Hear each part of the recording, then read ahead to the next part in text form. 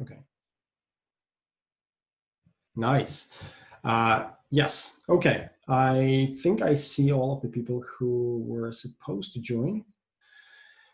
And I would like to thank you all for joining this deep dive.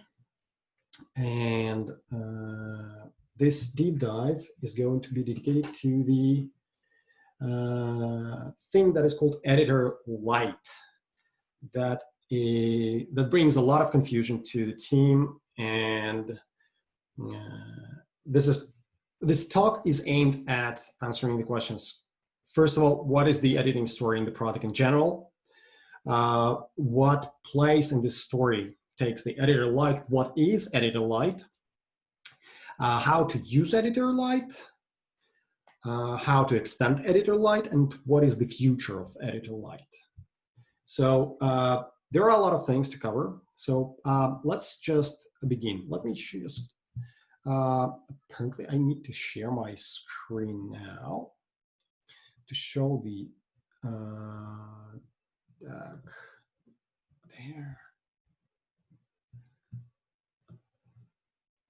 So do you see the presentation now? Cool. So Editor Lite deep dive. I'm Dennis. The reason why I want to talk to you about Editor Lite is that I'm part of Create Editor group that actually has the whole purpose of this group is to work with the editing experience in the product. So let's start. Before talking about Editor Lite, let's talk about the editor's mass we have in the product. So it's going to be about history, speculations, and confusions that we have in the product at the moment. Apparently, all of you have heard things like WebID. Maybe somebody uses single file editor, ACE, Monaco, WebID Lite. So what is this about?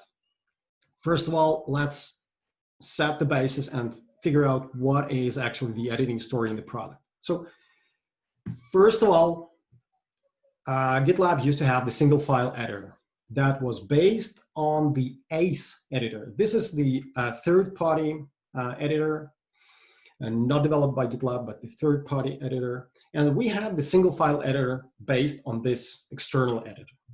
Then the WebID has been developed, and it was based on a completely different editor at the bottom called Monaco, right? So ACE and Monaco, two different things diverging.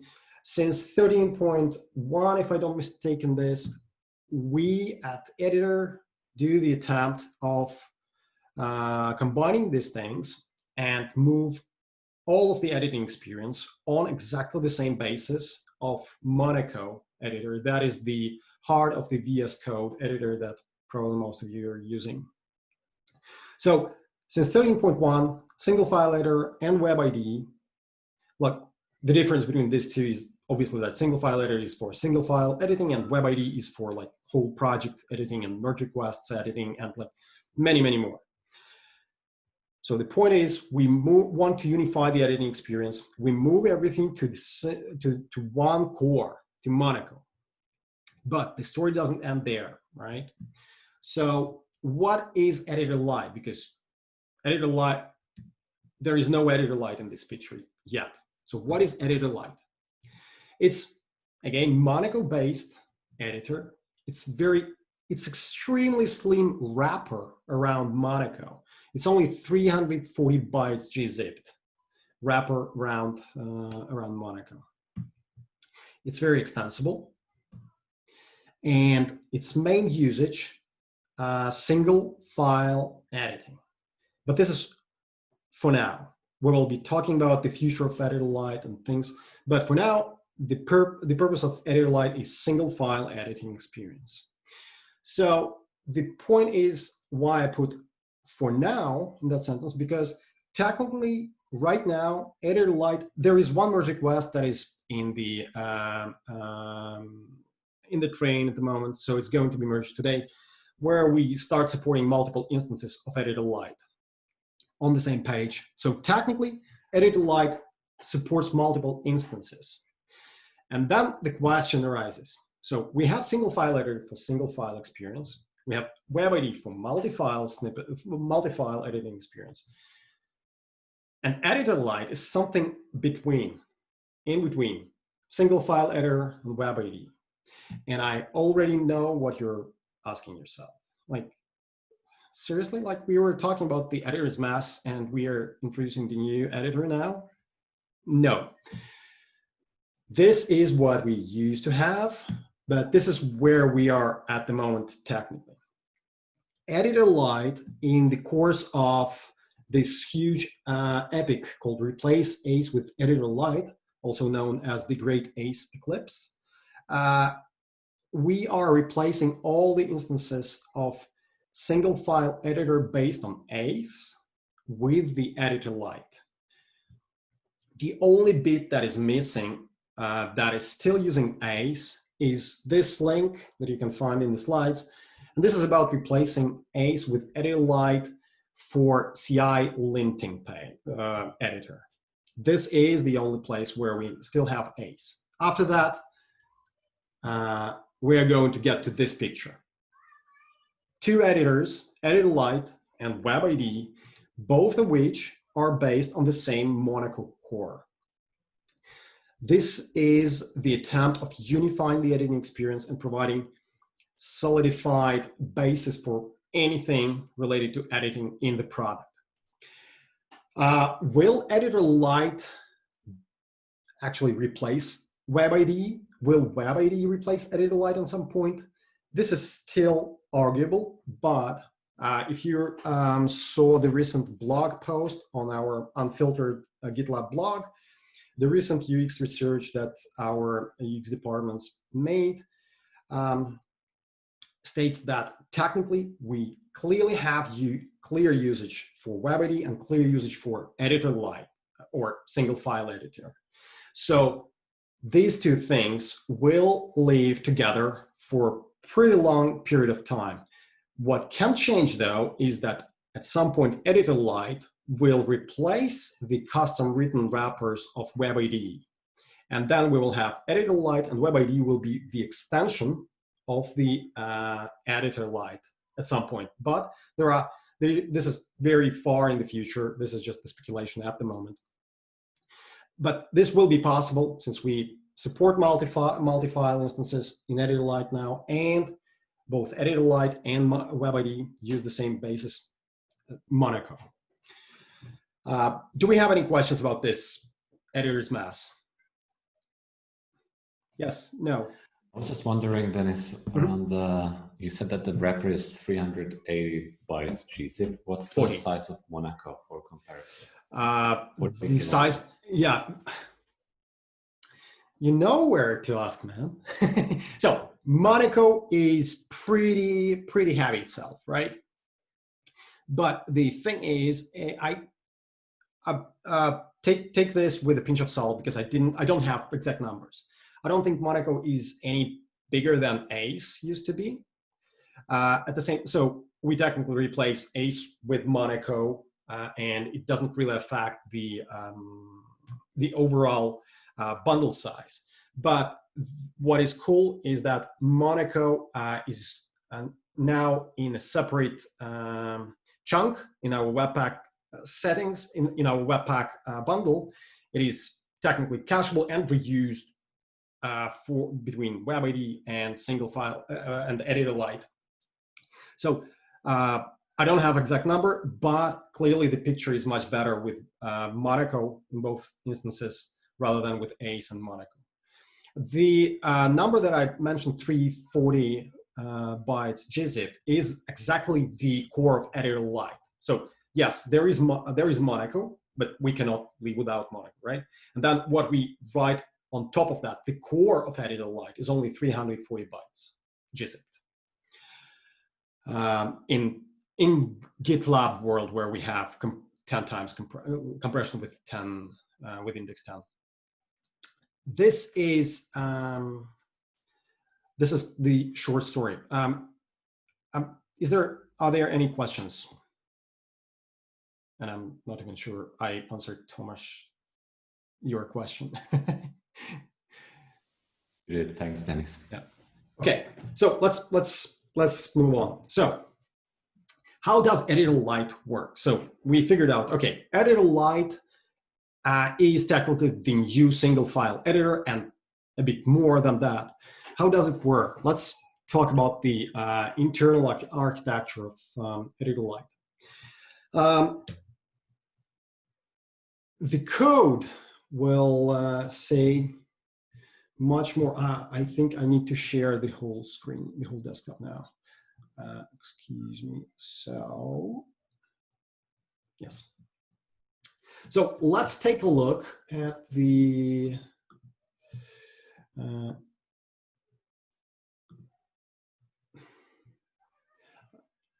okay.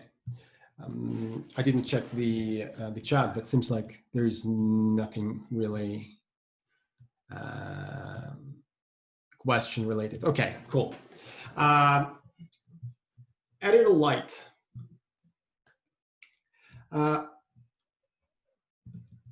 Since we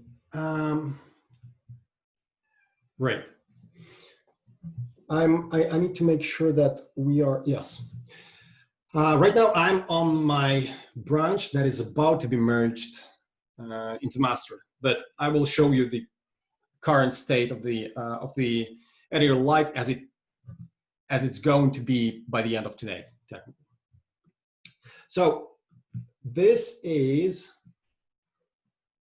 Editor Lite, 101 line, including the closing one. All it does is, let's close these things, right. It has very, very simple API. Technically, the purpose of Editor Lite to be as close to the basis, to the standard Monaco as possible, so that we could piggyback the documentation of Monaco and just read the Monaco's documentation in order to understand how Editor Lite works. So technically, all the API you find for Monaco will still work in Editor Lite with some very basic additions. When we create the instance of the Editor Lite, or let's talk about how we get to the instance. Editor Lite, in Editor Lite, when you initialize Editor Lite, you create the global editor. It is the editor that can have multiple instances. You set up the global editor with some options. For example, to render the mini-map when you navigate long files or not, how to treat the line endings, how to, like, whether to break lines or not, and so on. You can set up this on the global level, on the global editor, on your page. And then you can create instances of this editor. Those instances can be set up with their own options. They will inherit all the global options from the global editor. They have the possibility of being extended with local options. If we take a look at this method, create instance, this is the method that you are going to use anytime you want to set up the editor for your page. We can see this instance options as the last parameter here. This is exactly where we can pass instance options. But where do we get those options? As I said, we just go to Monaco documentation.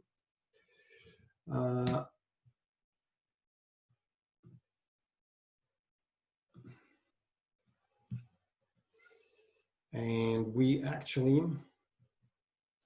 go to the editor options. And here we find all possible options to set up both global editor and each particular instance. We can even set font family. We can create global editor, and then, for example, 5 editors on the page, 5 instances. Think about every editor you see on the page as a separate instance. Not separate editor, but separate instance of the same editor. And you can go nuts and say, okay, I want to use different font families for all these 5 instances. Nothing really, except, of course, common sense. Nothing stops you from doing that. Tons of settings like pixel ratio, mouse wheel scroll sensitivity, mind-blowing set of options. And the cool thing is that we do not need to write those ourselves. We just piggyback what is already in Monaco.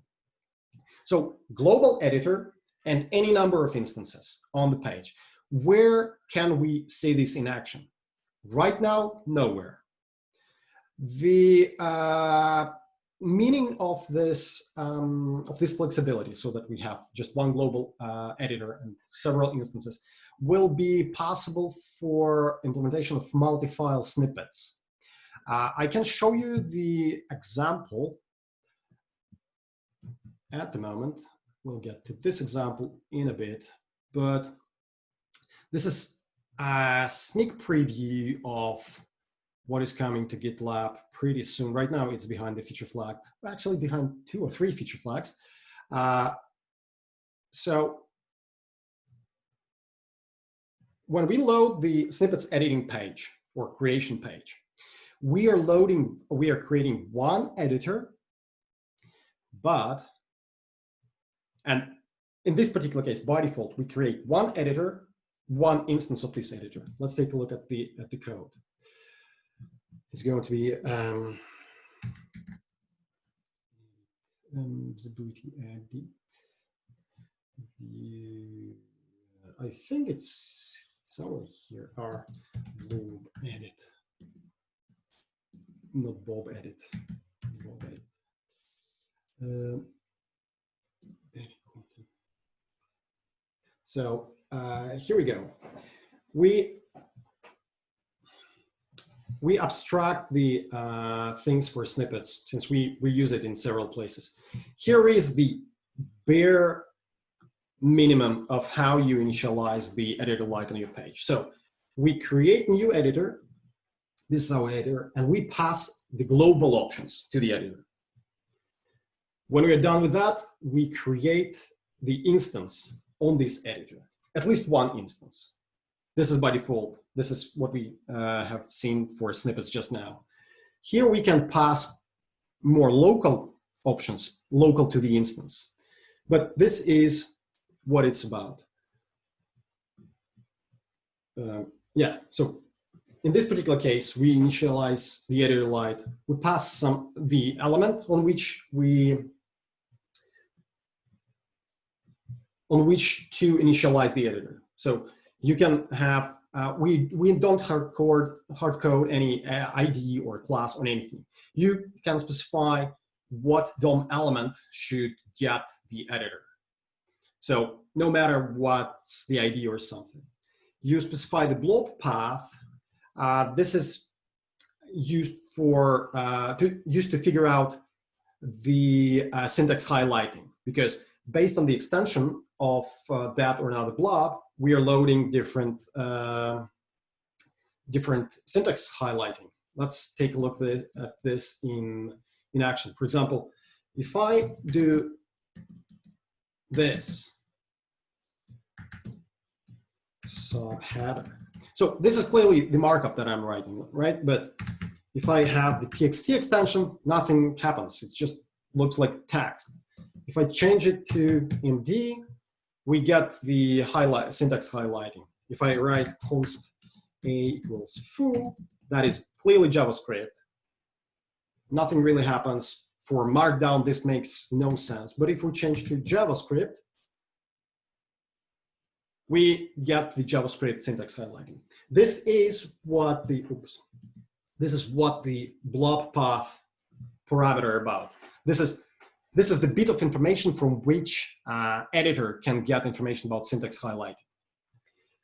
And then blob content. If you're, for example, editing an existing snippet, existing blob, you want that content to be loaded into the editor right away, right? If it's the new snippet, like in this particular case we had, then nothing will be loaded here, obviously.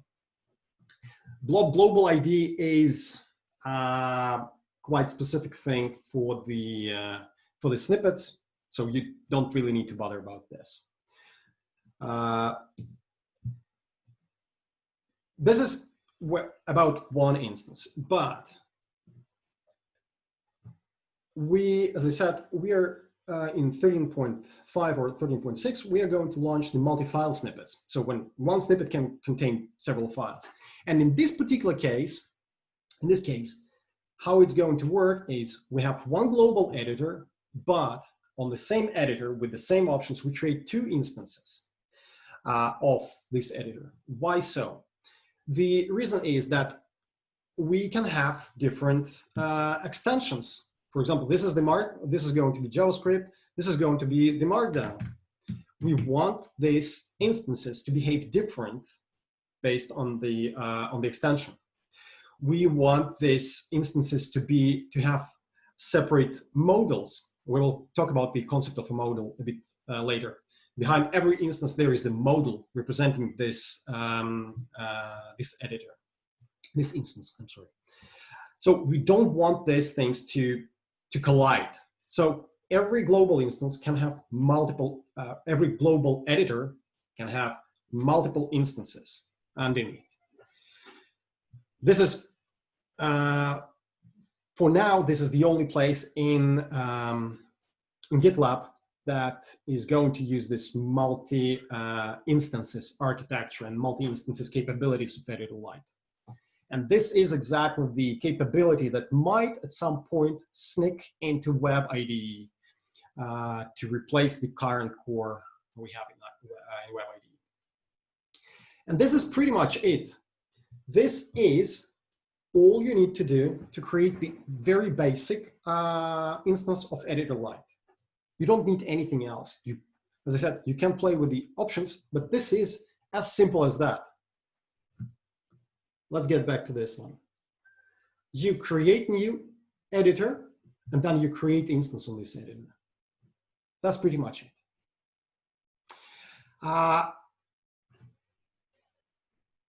To wrap this part up a bit, again, we have very small core of Editor Lite that deals with only pretty much two things, constructing the editor, the global one, and creating the instances. Everything else, like all the magic, technically happens on the instance level, but we will get to this in a bit. And this is as simple as that. If we get back to the Editor Lite, the create instance function itself is pretty simple as well. Again, as much as we can, we piggyback the standard Monaco setup, standard Monaco API to provide us possibility to use Monaco API documentation as Editor Lite API documentation.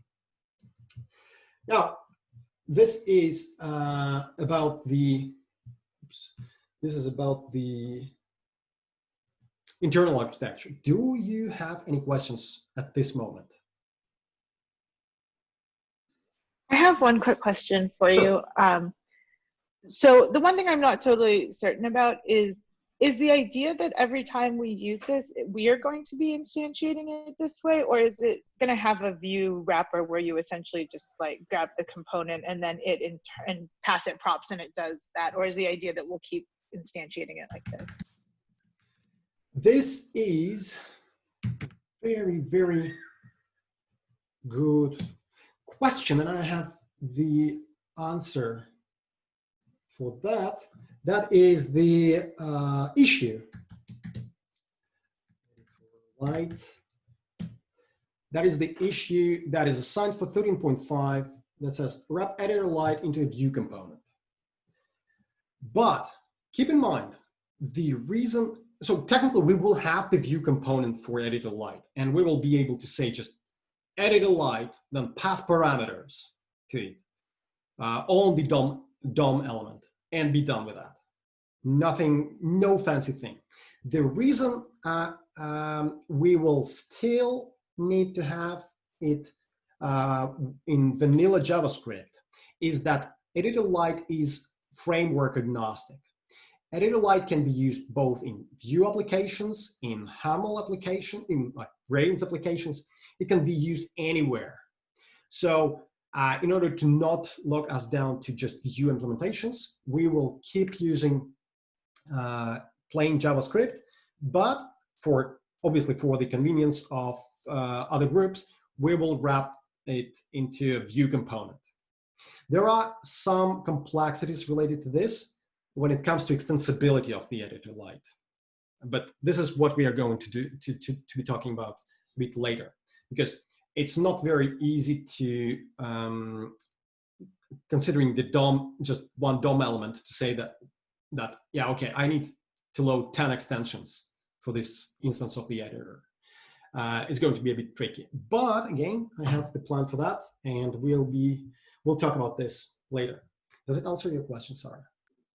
Yes, it does. Thank you so much. Sorry to jump so far ahead. I can see the future. That's very very good question, actually, because obviously we are aware that if we want as wide adoption of Editor Lite as possible, and I personally do want that, we need to make it convenient and easy for people to use it. So this is definitely in the pipeline to make things easier.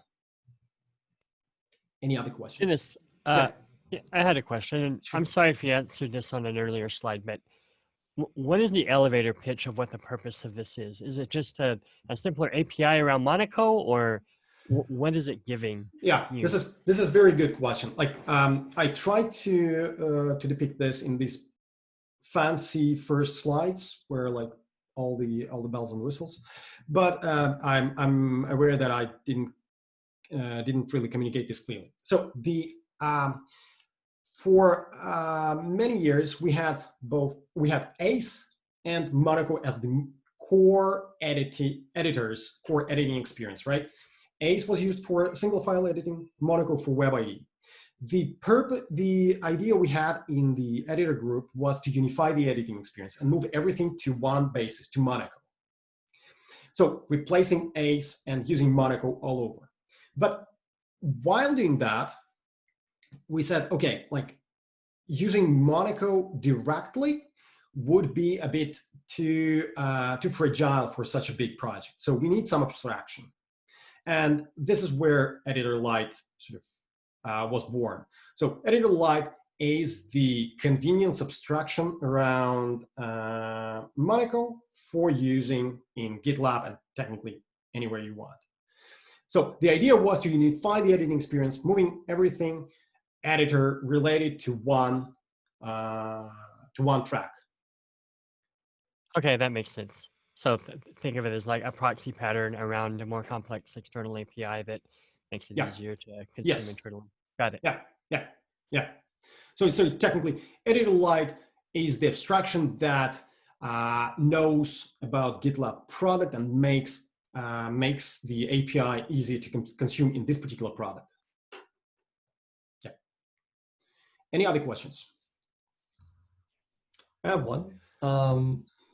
Do you have plans on how the interaction with other teams and the editor team will work around this abstraction around Monaco? So like are there like breaking changes? Are there going to be breaking changes? Are there things that will be exposed that we shouldn't use? Are there any plans of like making sure like that it's kind of self-documented? Like, because when we were talking about the Vue component, the first thing that popped to my mind was that could be a good way to kind of direct and expose what can be used by other teams, so that you can't use like anything in Monaco and break it. So I don't know if you have like, even if my question is clear. But. Well, I think I understood. But so we are at the moment the process of introducing potentially breaking changes in the product is going on. So as I showed on that slide, on this one, we are pretty close on closing this gap where we have potential for breaking changes, but so far we are going pretty good. and there is only one thing that is left to completely replace Ace. And then we are on the same editing basis for the whole product. Introducing breaking changes when using Editor Lite in different groups, for example, there is potential for that, of course, because, for example, your experiment that you did with Sarah on previewing the graphs, I already updated Editor Lite so that your preview will be broken, most probably. So I'm sorry for that. Wasn't intentional. Oh, so nice. Thank you. I love presents, Dennis. Yay. No. Okay. So Editor Lite was not, up until today, I think, Editor Lite was not intended to be like used widely. It was more of an experiment, because there were still things that didn't make a lot of sense in Editor Lite. And today, as I said, like during last week, I had 2 merge requests merged in, where I trimmed down all nonsense from Editor Lite that was there just sort of as an intermediary state. Now, Editor Lite, there is nothing to remove from Editor Lite at the moment. So the core of the Editor Lite is pretty stable. And the way we try to fight with the potential of breaking changes is the way we say how to use Editor Lite. You do not, there are very rare cases where you use Editor Lite as just Editor Lite bare. This is only for snippets technically. Anywhere else, most probably you will need to do Editor Lite plus extension that we are going to be talking about in a second. And this is where every group will have power to write their own extension, extending Editor Lite to anything they want without breaking the core. So the core will be stable. And we are going to talk about the extensions architecture in a second. But considering the core, the very minimal core of Editor Lite, I don't foresee any breaking changes really, unless several groups use the same extension and then this extension gets updated. But then again, we can split that extension into 2 separate ones. One group uses their extension, another group uses their extension. Enrique, you look skeptical. Do you have anything to say? No? No, sorry. This phrase was related to something completely different. Oh, I'm sorry. Okay, I was I was just like I was just thinking that maybe I'm saying something wrong, but okay, cool. So let's talk. Any other questions at this moment? Let's talk about real power of Editor Lite, because like core of Editor Lite is very boring. There is nothing to play with there. Where the fun part comes is actually in the extensions of Editor Lite. Editor Lite core, so the core of Editor Lite has the method called use. Just like we have in Vue when we want to use some plugins, we call use. And what this use does at the moment, I think this is the most brilliant part of Editor Lite. Because what it does, it just uses object assign to extend the core of Editor Lite with whatever functionality you want. You piggyback Monaco API, you piggyback what is already in Editor Lite, and you write whatever you want. You extend it to any, the sky is the limit, really. So you do whatever you want. Let's take a look at how this is done practically, and then we'll get to the actual extension. Or actually, let's start with the extension. In the code base, we already have one extension that is in master. That is called Editor Markdown extension. This is the extension that deals with Markdown files in particular, when we are editing a file. Well, at the moment you see also the preview, but by default you don't see any preview for blobs at the moment. The preview is something that we will get back to soon. So when we get to editing a Markdown file, we have this bar that deals with inserting like bolded text or like italicized and links and things like this. This functionality is not part of Editor Core. Editor Core has nothing to do with particularly Markdown. This is the perfect scenario for extending Editor Lite. So what I did was I wrote the Editor Markdown extension that deals with everything related to this Markdown toolbar in the editor.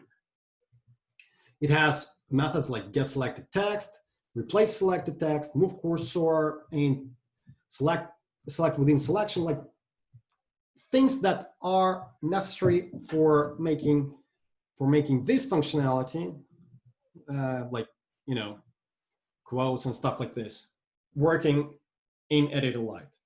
And again, the reason it is made in extension, one of the reasons is that this functionality doesn't belong to Editor Core. This is a particular case of Editor Lite. How do we use this extension? We wrote our methods, and here in the extension, you should keep in mind that extension is going to be used on the instance level, not the global editor level, but instance level.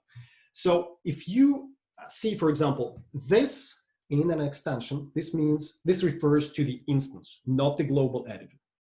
This is instance. So in this particular case, we get selection of a particular instance, because taking selection of the global editor doesn't make a lot of sense.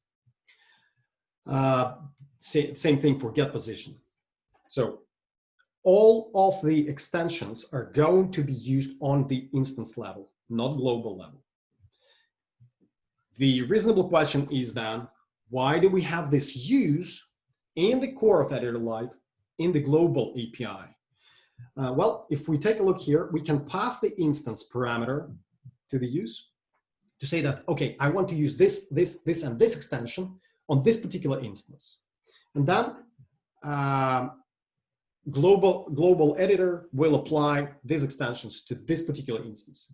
If you do not pass particular instance, then global editor will go on and assign the specified extensions for all of the instances on the page. So just the convenience to be able to either extend all of the instances of the page or just particular instance. Because, and this is particularly the reason why we cannot move this use method to the instance level physically, because each particular instance knows nothing about other instances of this global editor. They're pretty well isolated. So we have to route this through the global editor, and then global editor says, okay, extend this instance. So extensions. Extensions are initiated on the instance level. Question is how, right?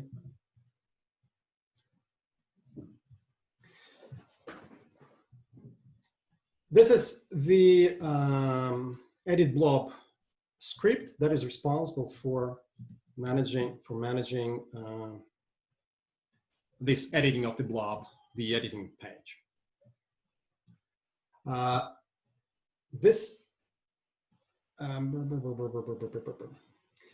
Here, if you will take a look at this script later, you will see a lot of nonsense here, like Monaco enabled and things like this. This is related to that, to us being not 100% Monaco based. We still have one instance of ACE editor, and that's why we have to be very cautious with what we do in this script. But here is the configure Monaco editor. The best thing about Editor Lite is that it's really performance aware. extensibility of Editor Lite and putting all bits of functionality in different extensions means that we can load those extensions asynchronously on request. Means if we load the blob page and we know that it's not in Markdown, we do not load Markdown extension. Once user adds, for example, test.md, and as I showed here, we are going to listen to the changes in this blob path name. If that name changes and we see MD as the extension, we can load Markdown extensions on demand, and this will save us a lot of performance issues. And this is what we do for this particular page for editing blobs. First of all, we load the Editor Lite itself only on demand, because as I said, it might, if the feature flag is not enabled, it will still load Ace Editor, and then we do not need to load Editor Lite. This means we want to load Editor Lite only when the feature flag is enabled, when Editor Lite can be rendered. And then we render the Markdown extension that I just showed you. Editor Markdown next. So we just check, is it Markdown? Okay, then load the extension. If it's not, we just resolve this promise, and that's it. Editor file template. What's this editor file template? I think I wrote one extension that oh, right, yeah, okay. We have two extensions, turns out. Okay, got it.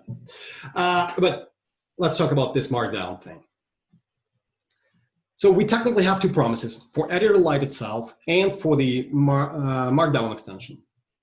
And then we just do regular JavaScript, no fancy stuff here. So we wait for all of the promises to actually finish. Again, we need to wait for both of those, Editor Lite and extension, only because Editor Lite was not initiated in the first place here. Usually, you will load the Editor Lite in the head of your module, so it will be there, and you will just wait for the extensions to load. So we just load the extensions, reload the editor, load the extensions, and then after like creating the instance of the editor, right? So we create the global editor, we create the instance, and then we say, okay, in this particular case, I did this on the root editor, right? Because we scratch that. I had to use this on the root editor because use is the global API for Editor Lite. Okay, so the cool thing is that I don't need to call use on every extension. I just say use, and then I specify the array of all the extensions I want to use, and then I specify the instance that is confusingly called editor in this particular case. But this editor is actually the instance. This editor is instance. So again, we say, Editor Lite, please take these two extensions and apply them to this editor. And that's pretty much it.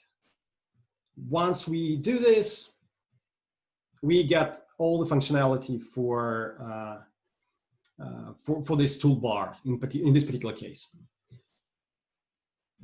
Getting back to the extension again, just to wrap it up. Extension is the extensions of the methods that extend the Editor Lite's core functionality. The extensions are associated with each particular instance, not the global editor, but each particular instance. And the way to use that or another extension is just call root editor, or whatever you call it.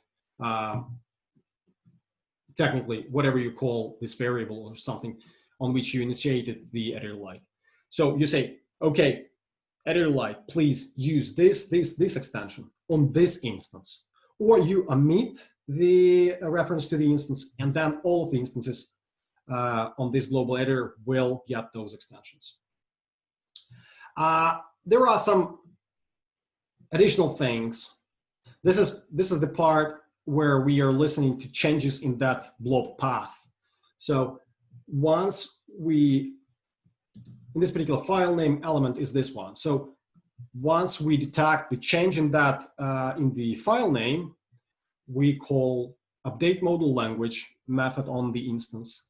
And this is where Editor Lite parses the extension of file name, identifies the language, the syntax highlighter that needs to be applied to the file, to the document, and applies that one.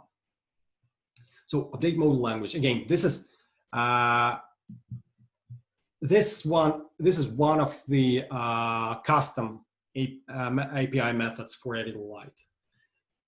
But if you want to see the internals, again, there is the static method in Editor Lite that shows how that switch of the syntax highlighting happens. Do we have any questions about the extensions?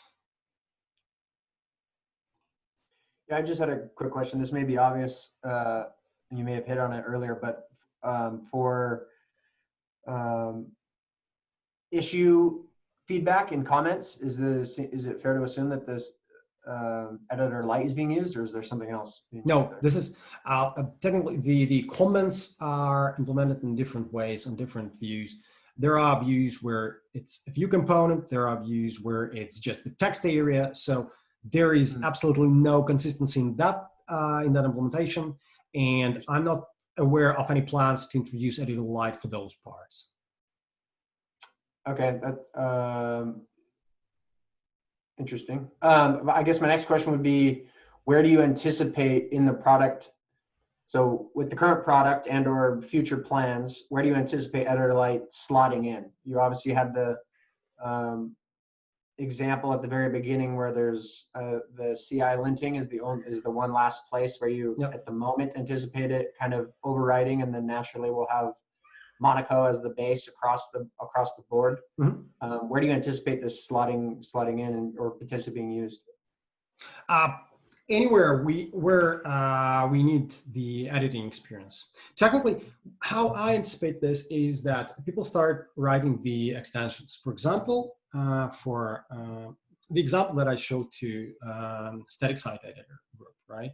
So the preview, the Markdown preview, this can be and should be built as an extension. So because this is pretty cool to to be able to get the preview of Markdown when Markdown is being edited. The example that Fred and Sarah built, where you get the real-time feedback for the graphs that you edit the document, and then you get the real-time feedback. Instead of clicking preview, you get it right away. So extensions like this. Also, it seems like several groups are in the search of editing experience at the moment for different parts. And technically, comments might be one of those use cases as well. We can just go on and put Editor Lite there. The problem with that is that technically it's just like bureaucratic problem, because what group owns that? I mean, like, what group has to take the responsibility of updating something that doesn't belong to any group? I have no idea. This is not the question to me. This is a question to the product, apparently. And that's the reason why on different views have different implementations of comments. Comments do not belong to any group, and that's the main problem. So technically, what should happen is that somebody, I or somebody else, on the spare time, just do that. That's it. Do that replacement and implementation. Yeah. Oh, sorry. Someone else was. I was just going to say, I do know too that CI has kind of a lot of plans around extensions. One of the things we're focusing on right now is helping people understand their CI YAMLs by visualizing them. So in some cases, it's like as you make a CI YAML, what Fred's actually working on right now, as you make a CI YAML, it'll show you like a layout of what your pipeline graph would look like. And that actually can go very, very, very deep, because then you're like resolving imports and like, so that's a big piece of it. We're also, you know, the linting experience, and there's other things. So a lot of it is around the CI YAML and making that a little bit more transparent to people who don't like to build YAML trees in their head. Yeah. So I would say that obviously, like, but this is the ongoing discussion, right? So static site editor and CI would be the main consumers of this. This is like my theory. Again, I have no idea what plans do product have, but sort of, and we can talk about this publicly. Up until recently, our product was pushing for using WebID pretty much everywhere when editing experience is needed in the product. But recently there was the blog post, as I said, where both things are considered to be as valuable, and single file editor that is Editor Lite driven and WebID will coexist for pretty prolonged period of time for now. Yes. Any other questions? Any questions about the extensions or architecture of extensions or building or using the extensions? Well, I just have a comment on Sarah's comment. That I'm surprised that there would be people who don't like to build YAML trees in their heads. I'm yet to hear about one. Yeah, it's hard to find those people, but sometimes they just, you know, start complaining that it's not fun. But usually it is fun to do this in their heads. It should be fun, painful and fun. Okay, so extension of Editor Lite. What's next? And this is where that issue about wrapping Editor Lite into the view component snakes in. But since we covered that part, I will just dive a bit deeper into the things that I have in my head for the future of Editor Lite. So, as you saw, we have Editor Lite core that is very slick, very tiny, and then we have extensions that we can build as big as we want and do as crazy things as we want. The problem is, as you saw in the way we use the extensions at the moment, let's say we wrap Editor Lite in a view component, and we want to use, let's say, 5 extensions. How do we do that with the view with one DOM element? There are several ways of doing this. So my idea is the next step for Editor Lite is I will implement the extension system so that one could specify either path to the extension file or the module itself, or specify the inline extension. So there is no reason to build an extension for just one tiny method, for example. We potentially should be able to send it inline to Editor Lite. And since for example, if it's just one off case, so there are different ways we have to be able to extend Editor Lite, and this is something that I have to think through when we are talking about extensions. But the interesting thing is that it seems like there is a need for another concept. Not only extensions where we extend the functionality of Editor Lite, but the concept of a widget. So what is the concept of the widget? This is exactly where all these previews fall in. So widget should be responsible for creating a DOM element, connecting to Editor Lite, listening to all the required events, and update itself based on the content changes of the Editor Lite. This is pretty trivial thing, because like as I showed, we can build this Markdown preview. Fred has and Sarah has have example of graphs updates. So it's not that difficult. And right now I have the diff of how it looks like. So there is not, it's going to be quite tiring to get into this. But the interesting thing is that the core of such widgets will be in one simple method, or one simple listener, technically. Every modal, so every instance has a modal underneath, and every modal exposes the method on the change content. This is where we listen to all the changes to the text of our editor, and then we can provide the function that reacts to that thing. So this is something pretty simple, but the concept of widgets is something that I have to keep in mind as well, and anybody who is willing to work with Editor Lite and extend it. So technically, these are the main points for the future. So we are running out of time, but do we have any other questions now? I will be happy to answer. I have one. When you have, like, because you were talking about the widget, and obviously that interests me with the work I'm doing right now. And so do you know if the plan is to keep it so that like this update is agnostic of what type of data it gives? So like it can be, like it's just raw data, right? It's like whatever is in the editor. It doesn't try and, maybe my question is not even relevant actually, but it's like when I was using it before, right? I could use like an update function, and then whatever I would like was in the editor that was exposed because of an API way, and I could just plug on that and then use that to feed in my graph. That's kind of the same principle, right? It's just exposing the data of the editor to whatever it's listing. Okay. Yeah. So there is this very simple method. I think it's where is it? Right. So get value thing. So this is again standard Monaco API. So you just on every instance you run get value, and you get the state of that.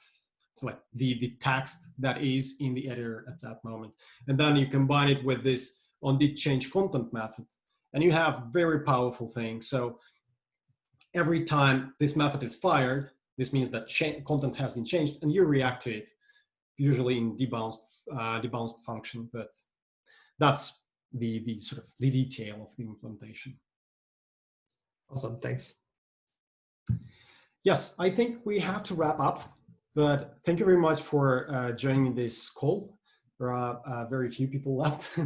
So this is going to be put on the unfiltered, and I will share the link in front-end call and on the front-end Slack channel, I think. And if you have any questions, just reach out to me, and I'll be happy to help. Thanks, Dennis. Cool. Thanks. Have a nice day. Bye. You too.